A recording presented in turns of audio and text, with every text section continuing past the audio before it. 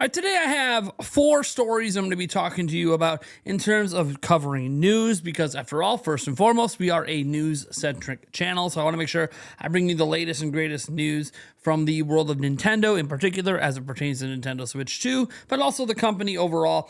And then most of this video is actually going to pertain to something very different. So we'll have timestamps down below. You can bounce between those four stories, or you can go to probably whatever the headline of this video is about. Haven't really decided on the title yet, but something along the lines of drama, YouTube, social media, and Nintendo, and when, if ever, it will actually change and turn around and not be so negative focused. But again, different discussion to have after the news. Before we dive into that, though, hey, we got a few things to talk about. One, we're giving away 3 copies of Age of Imprisonment, and 2, we're giving away 5 copies of Kirby Air Riders. To enter, go ahead and head to the links down in the pinned comment or the description. I wish everyone luck. Let's go ahead and jump to our first story. Well, Shigeru Miyamoto went ahead and said something about the movies compared to video games. And let's get to what was said here. So Shigeru Miyamoto, creator of Nintendo's various franchises like Mario and The Legend of Zelda, has commented on why the company is now more focused on making movies. Nintendo is taking films more seriously than it ever has before. The Super Mario Bros. Movie kicked things off a couple of years ago, and it'll be getting a sequel in 2026 based on Super Mario Galaxy. Don't forget that we're also set to receive a live-action movie for The Legend of Zelda in 2027. Speaking with Kyoto News, Miyamoto said that movies allow fans to reconnect with the company's games. He told the outlet, here's a quote, "Games eventually stop running when newer versions come out, but films remain forever." Miyamoto isn't as involved with game development as he used to be. As an executive fellow at Nintendo, he's now more focused on movies and has played a big role in opening of the Super Nintendo World theme parks around the world. Now, this quote's being twisted into him basically saying, hey, video games aren't forever, movies are. I think what he's really trying to convey here, and it doesn't always come through in direct translations, is this. Yes, when new video games come out, we often stop talking about the old ones. I'll give you an example. For most of the Switch generation, we talked about Super Mario Odyssey. We weren't really talking about the old Mario games. We're talking about Breath of the Wild. We weren't really talking about the old Zelda games. Kirby and the Forgotten Land, we stopped talking about the old Kirby games. It's not that people stop playing those games. It's not that they're unplayable. It's not that they don't exist. Tears of the Kingdom came out. It didn't mean Breath of the Wild wasn't playable anymore. It's not about literal playability. It's about longevity. And if you think about it, when we fast forward 100 years, movies will often still be part of the conversation. Well, old 100-year-old video games probably won't be. We've already seen just in the span of the 40 to 50 years, video games have been highly relevant here in the United States. That some of the old school games basically never get talked about anymore. Like we recognize Pac-Man and the impact of Pac-Man back in the day, or the impact of Pong back in the day. But how much do we really talk about it today? We don't. They're not really that relevant. And I think that is the point that Miyamoto's making. Is like, hey, this might not be that relevant, but the Super Mario movie, this could be like Lion King and being watched 30, 40 years from now by people who still find it to be a great movie. So that's what he's really saying, is movies seem to have a longer shelf life of relevancy than video games do. Feels weird saying that. And obviously, we could point to certain specific video games that have had a very good longevity to them. But I think this is true on a grander sense. And I think that's kind of what Miyamoto's getting at. Of course, I'm making some assumptions off what he said and what the quotes are because we don't have any additional information. But it is what it is. You guys let me know your thoughts on it down below. Next up, how about an update on Nintendo of Europe's best-selling digital games as provided by Nintendo? So this is provided by Nintendo of Europe. So we have a good idea of what things are selling here, and this is for September.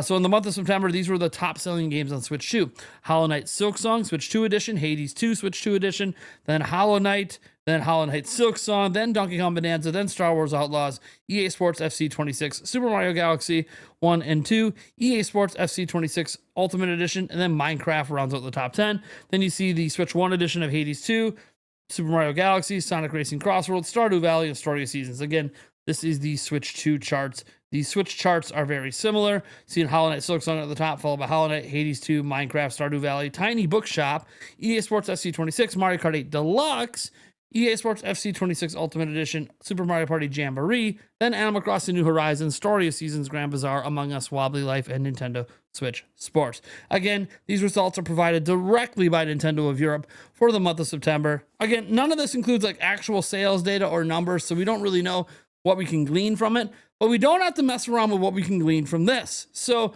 still to this day, there are people that feel like Donkey Kong Bonanza could have been and should have been a Nintendo Switch 1 game. And so Nintendo in interviews is repeatedly reminding people that no, Donkey Kong Bonanza wouldn't have been possible on the Switch 1. So let's go to the actual interview here. Happened at Nintendo Dream and has been translated. Now here it goes. So this time the game was for Nintendo Switch 2, and I really felt the increase in specs for Nintendo Switch in terms of things such as how lots of fragments of the terrain were scattered around. But did this make development harder? Tanaka, rather than saying it was harder, I would like to think about whether we would be able to make it on the original Switch. From a programmer's perspective, the memory capacity would be very tight, and I think it would be difficult to bring the expansive stages that we have made to the Nintendo Switch. As for the differences with the Switch 2, staff would say things such as we can have a 60 FPS frame rate, we can increase the amount of destructible objects placed that the player can interact with, it will be easier to design and create levels with destruction chain reactions. So overall, the reaction was very positive as there was an increase in what we were able to do. In the Ask the Developer interview, you showed pictures of the game developed on the Switch, and it seemed like it looked mostly done. Did the game at that time and the game run? Did the game at that time and the game now run mostly the same? Tanaka, the basic structure of the game was the same, but it was still being developed, and the lower floors hadn't been made yet. It was a time when we said if we continued making the game like this all the way down, it might not be possible. So this was a time in development when they're like, man, we're really running up against restrictions on Switch 1. We're not really sure if we can hit our vision for the rest of this game. Watanabe comes in and says, at the time, the game was in a state where the frame rate didn't even maintain a stable 30 FPS. So they were having lots of frame rate issues. And so the feel and response was very different. I think it didn't really feel like the same game we have now. Then Motokura comes in. Even the expression of shadow was at a stage where we were unsure if we could add it. There were already times when lots of gold came out where the processing just could not keep up. So I was surprised thinking the machine was being pushed to the limit of its capabilities. So again, they kept bumping into the restrictions of Switch, and it was really impacting development of this game. Tanaka says it wasn't so much the amount of gold, but rather the intensity of the changes in the image, the voxels. We were just beginning to tackle the technical side of that, and we thought there would still be many changes as development continued. Now, the last question says, is it a case that more than the look of the terrain itself, it's the terrain material that changes the processing of the voxels? Tanaka says, yes, that's right. When you punch or dig into the ground, you see fragments break off and roll around. In that moment behind the scenes, a lot of intense processing is happening to ensure the fragments have good shapes and scatter in a satisfying way. So in other words, yes, Donkey Kong Bonanza, the framework of the game was built on Switch 1, but they couldn't really ever get to the finish line with it because there were just so many restrictions they were running into. They couldn't even get the game to run at anything close to a stable frame rate. They had to cut shadows at one point because the shadows just were causing processing problems. And it turns out that, yeah, maybe the best thing they did here was actually move it over to Switch 2. It seems like it was a huge relief for the team, and they were able to actually complete their vision. So no, Donkey Kong Bonanza, as you see it today, was not possible on Nintendo Switch 1. That's the overall conclusion from that interview. The last thing we have is Nintendo Switch eShop charts. These are just ones in North America here. They're kind of new. And it's just pointing out the Legends EA is at the top. Legends EA was at the top last week. Of course, that was when pre-orders were open. It's still at the top, obviously, this week, with Super Mario Galaxy 1 and 2 being number 2. This is for all games. This is both platforms combined. Then Hades 2, then Super Mario Galaxy 2 on its own, Just Dance 2026 edition, Super Mario Jamboree, then Smash Bros. Ultimate, Mario Kart 8, Minecraft, and Ball X Pit. That's the top 10. You can see the rest of the top 30 there. Then they have their download-only games list as well. But obviously, we'll see how long Legends EA remains at top. I'm curious if Legends EA will remain there when Age of Imprisonment comes out. I got a feeling it's going to stay number 1 until then. Maybe age of imprisonment knocks it down for a week. We'll have to see. Obviously, we don't know the longevity of Legend Z8 either. Reviews are kind of all over the place, as is what we're about to talk about now. Now, we're going to end this video talking about a topic that's near and dear to me and one that I deal with on the daily. It's hard to escape it, and that is the negativity surrounding Nintendo. And today's conversation isn't going to be about why that negativity exists. We've talked about it before, and Nintendo self-created a lot of it, so it is what it is. But how about, one, how much is that negativity actually impacting Nintendo? Like, is this actually a vocal minority or is it a vocal majority? And I also want to address, when do I think the negativity will slow down? It's never going to go away. In fact, negativity around Nintendo, especially on the internet, has been here this entire time. It's just significantly amplified at the moment. We could talk it's due to algorithm pushing or whatever, and that's entirely possible, and probably plays some sort of role, especially when I'm doing searches that are completely unrelated to these negative videos, and then they're popping up in my search results on YouTube, making no sense to me because the video had nothing to do with what I was actually searching for. I was searching for a non-Nintendo topic and had a Nintendo negative video pop up in my search feed. Make that make sense. Again, everything is algorithm driven. So because I've watched some of these videos, they now appear in everything I'm looking for. Because they're like, hey, maybe it's not what you're looking for, but you might click on it, right? So, all right, let's go through problems one at a time here. Is it actually a vocal minority or a vocal majority? I think with the launch of Legend ZA, we discovered something quite interesting. And that is our perception is significantly driven by our interactions on the internet. If you interact with and talk to, as I have, a lot of negative people around Nintendo, algorithms online are going to do nothing but share negative content to your feeds. You're going to be very hard pressed. As an example, today I was sitting there just on YouTube trying to find any sort of video evidence of lines being formed outside game stores for Legend ZA, and even like directly searching for it, all that came up was just a bunch of negative Nintendo videos and not a single short, not a single normal video about lines. And yet when I would log in with a completely different account that was brand new with no search history in an incognito browser, so clearing out my cache and my history and everything that could be used for the algorithm, and I did the same search, turns out I found hundreds of videos of lines for Legend ZA. Now, why is that? Well, because that account didn't have any history with it to tell the algorithm what to serve me. So instead, it just served exactly what I searched for. And this leads to the overall prospect of there actually is a lot of positivity for Nintendo on the internet. There's a lot of positivity around Legend ZA. There's a lot of people that are loving Legend ZA. Believe it or not, there's a lot of excitement around this game, but you wouldn't know it if you consume negative content on the internet, because all you're being shown are all the negative opinions of the game, and you're not being shown any of the positive ones. And that is quite fascinating to me, how much our life is driven by algorithms, how many assumptions we make because of algorithmic driven clicks. Like, yes, there's no denying that negative content on YouTube seems to be getting significantly more viewer volume than positive content. And this actually turns out to be true. When you dig for that really high viewed positive content, yeah, it's not getting the same sort of views the negative content is. So absolutely the negative content is driving more views and clicks at the moment, but of course it is. Why? Well, it's drama. We all know drama. We enjoy watching drama. We watch it unfold every day in our TV shows, in our movies, in our video games. Some of the biggest things we love about the content we consume, whether it's through direct play or just watching, is drama. People like drama. It is something that drives our emotional state and is something we find to be highly entertaining. And so drama applies not just to the shows and the TV and the movies and the video games we play, but also even the YouTube content we consume. There's a reason that so many drama-driven channels do extremely well on YouTube. If you think about some of the channels out there that seemingly only talk about negative things all the time. Think about things like Some Ordinary Gamer, right? A really huge YouTube channel that literally, I can't remember the last time they made a video on something positive.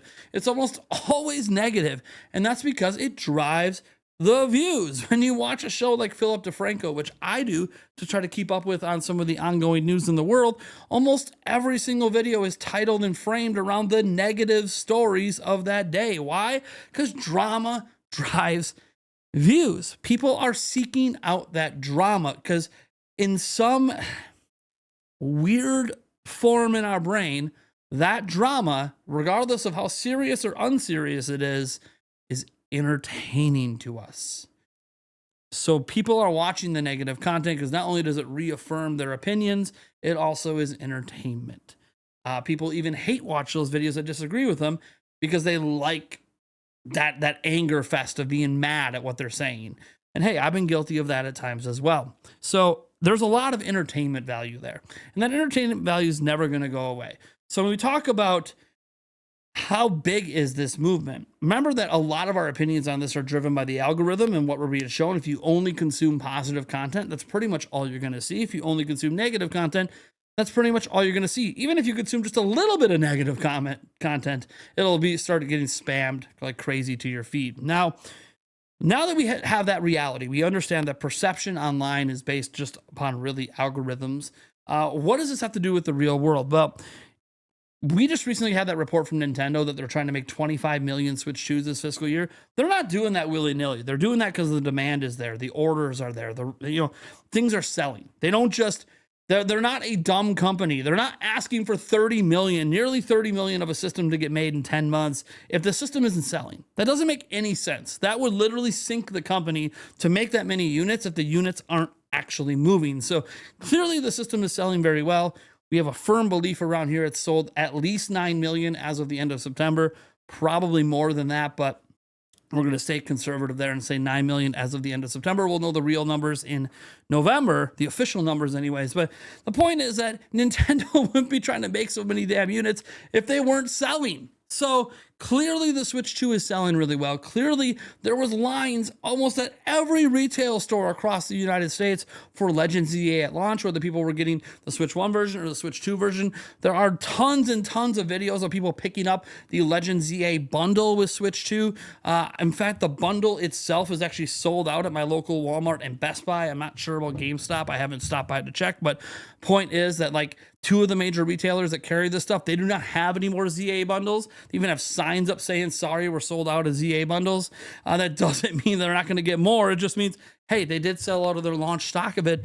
Look, I think in general, the sentiment around Nintendo overall in the whole world economy and the world view of the fan base is actually probably pretty positive. I've talked to a number of Switch 2 owners that are actually really happy with their purchase, and you just don't hear about this stuff. When I asked them, hey, why aren't you like commenting online? And they said, oh, we are, but we're just in the comment sections of other people's videos, or we just don't care about commenting online. We're too busy having fun and living our life. And I think that's something we have to remember is the majority of people of the world don't live their life online. They're not chronically online like I am because of my job. If it wasn't for my job, I wouldn't be chronically online. But because of what I do here, I have to be. And because of that, I actually can sometimes be swayed in directions that might not match actual reality. So I think in reality, the negativity around Nintendo is very, very loud and very vocal and definitely exists and is getting a lot of attention. But it's still a minority of the actual people interested in Nintendo's products. There's actually a lot of positivity around it online as well. And in fact, in person, you can go to the stores themselves, go to the major launches. You'll see the excitement. Go to the launch of Switch 2. You would have saw the excitement in the lines. We did a whole live stream about it. And I live in a really small area. Imagine like a big city and how well it did there at launch. And I kind of feel like we're just stuck in this world where a lot of us are just tired of the negativity and we're tired of it coming across our feeds, regardless if we helped create that negativity loop by watching some of it. And thus the algorithm's like, here it all is, take it all. And I get why all these websites and stuff do algorithmic based sharing because look, they're just trying to get people to interact and stay on the platform, and drama creates views. I think the negativity is never going to go away. If you're looking for an inflection point where the positivity seems to outweigh the negativity online, I think it's going to need to take something like Nintendo winning another Game of the Year. I don't know if and when that might happen, but if Nintendo ever releases another game that happens to win Game of the Year, aka it's getting universal praise from not just critics but fans alike, I think something like that, like the Breath of the Wild moment they had in 2017, I think something like that could actually go a long ways to stemming the tide and turning around overall sentiment about Nintendo Online. But reality is the negative content's not going to go anywhere. Is it going to calm down eventually? Is like a 20,000 YouTuber, 20,000 subscriber YouTuber going to keep getting 300,000 views on videos? No, I do think someday that's going to slow down. They still might get a decent chunk because they've built a following, and that following likes to click on certain things. So they still might be getting 30 to 50,000 views a video, but I do think things will calm down a little bit, and the positive content will actually start to drive up a little more as more and more of the people that are loving the system are starting to look for news and content on their favorite stuff right now. Right now, Nintendo doesn't have a lot of like crazy games announced for Switch 2. So a lot of the people that are happy with their system are just kind of happy on their own, sitting in their house playing their video games. They're not really going online and searching for the latest news because they know nothing's announced right now that they care to look up news for. They're just going to buy what they're already going to buy. But as the more exciting games get announced, I do think that positive news is going to rise to the top. And I think ultimately give it about another year, maybe a year and a half, and you're going to start seeing that positive content is now trending to getting way more views than the negative stuff. Everything is cyclical. It is what it is. Right now, we're in the cyclical part where the positive content is kind of going like this and the negative content is skyrocketing like that. But it's going to turn around someday. It always does. I've been on the internet making content for too long, watching the cycle of negative versus positive versus neutral. And right now, we're stuck in that cycle. But I just wanted to note that it's very algorithm driven, and no, regardless of what you're seeing from these videos, Switch 2 is selling very well.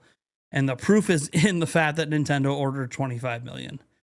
They upped their order by like 10 million units. They aren't doing that. They aren't doing that if things aren't looking very rosy at Nintendo's ivory towers in Kyoto, Japan. All right, guys. Thank you for tuning in. Hope you enjoyed this video, and I'll catch you in the next one.